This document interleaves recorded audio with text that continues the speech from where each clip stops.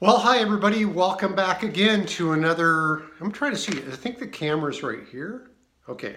I'm going to look more into the camera this time, even though it's weird because I want to see myself. But, okay. Anyways, welcome to episode 11 of Running True. Thank you for your patronage. Okay, so in our last episode, I had gotten not very many miles in the week before because I had my knee was hurting really bad. So I've been really working on my knee. I've been going and seeing Lynn for acupuncture. I just had that again today, which is amazing. Again, not a paid endorsement, but it's an amazing thing to do. And if nothing else, you'll get the nap of your life doing it. You'll have like needles sticking out of you and electricity going through some of the needles, and it was amazing nap.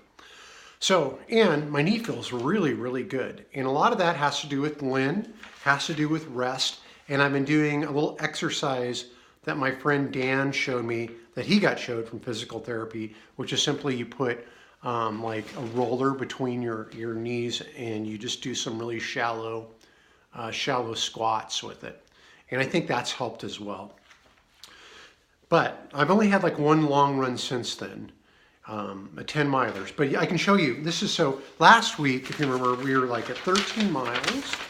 And here we are, I'm trying to come back. I'm clawing my way back. And so that right there was like 30 miles. And I was supposed to be a 38-mile week, and I got 30.5 miles in. So I am getting better.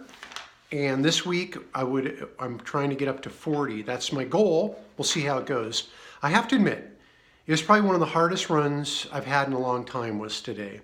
And a lot of that has to do with how gray and dreary it is outside, how slippery it is. It's just incredibly slick out there. In fact, even with my spikes on, I was slipping in a lot of places, which doesn't happen very often.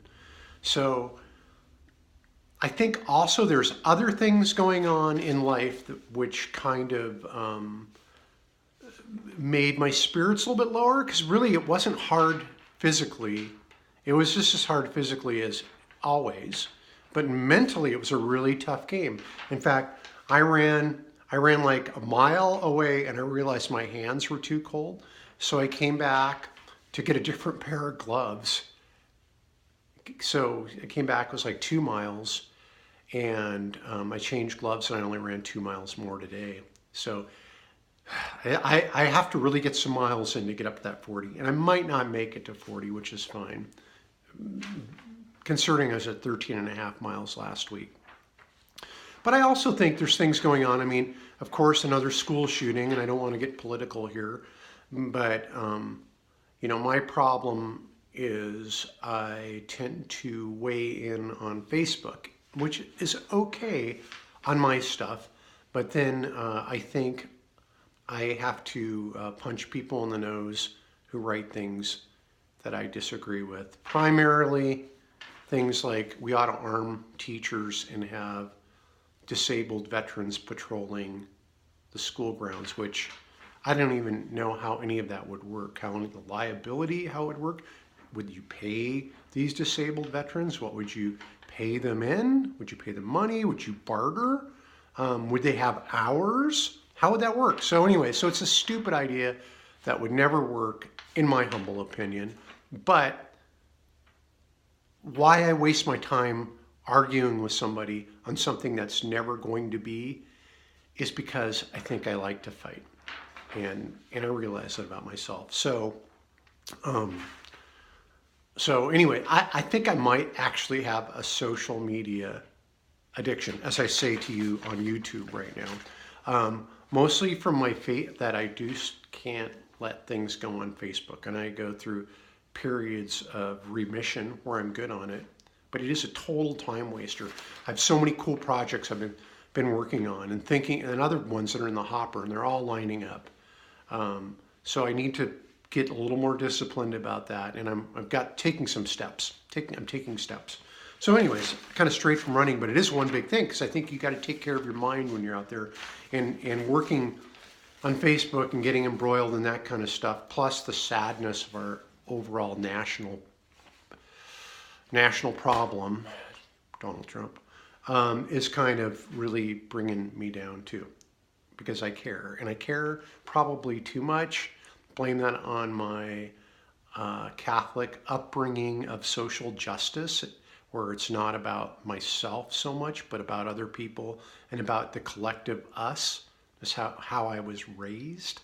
So it makes it kind of tough for me to just think about my own personal situation, which, to be honest, I've never had more financial success, more personal success, all sorts of things. But I worry about other people because that's how I'm built, which I think some people aren't that way. And so they can go run and have a good time. Okay, this is getting rather morose, but just to let you know, some other things that are going on. I'm doing the vagina monologue, as I think I mentioned at every opportunity. Friday, Saturday, Sunday are the shows. They're completely sold out.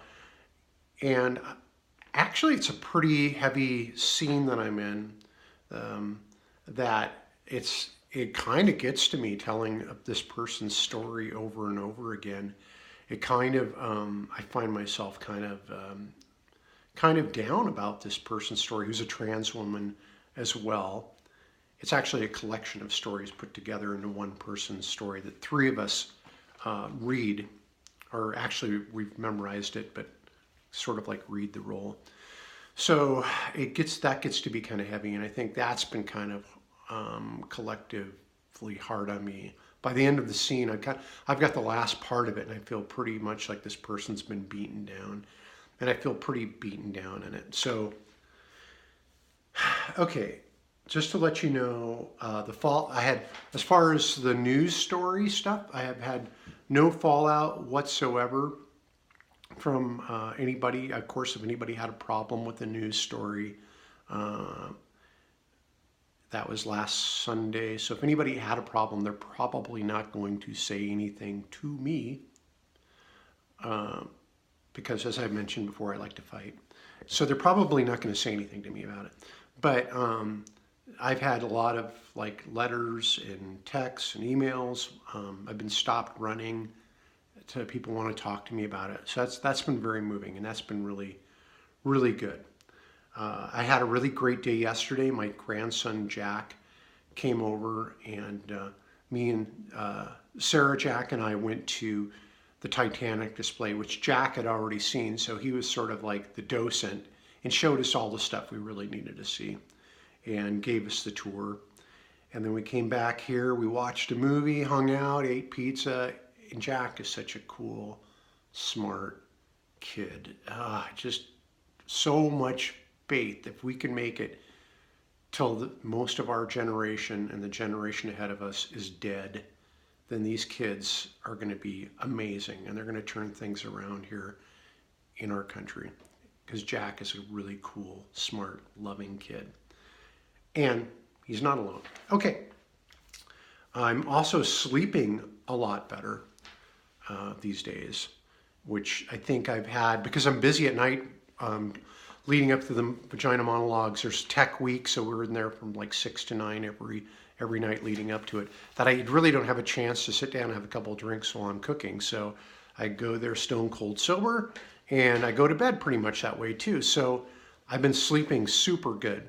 And I've had these really weird key moments of just bliss, of just, the other day the song Major Tom came on. I don't know if you're familiar with that, not the David Bowie Space Oddity, but Major Tom by Peter Schilling, which was originally a German song, and then probably the big part of it is where he sings 4, 3, 2, 1.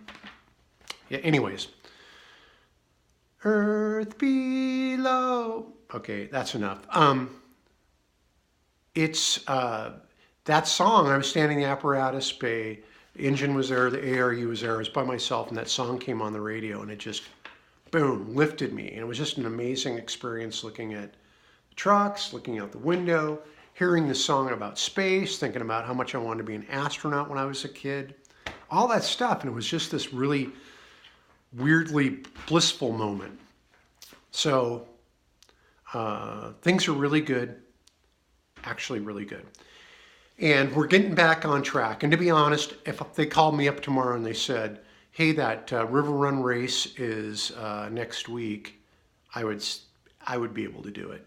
I know I could do it. I'd be a lot more sore than I would be if I had practiced, and I'd be a lot slower, but I could do it. I got a lot of muscle memory and a lot of strength left. So anyway, thank you very much for tuning into Running True. I know I kind of went long, and that's weird because I really didn't think I had that much to talk about, but I guess I did. Thanks for listening. Thanks for tuning in. Get out there and run or do the things you like to do. Find joy.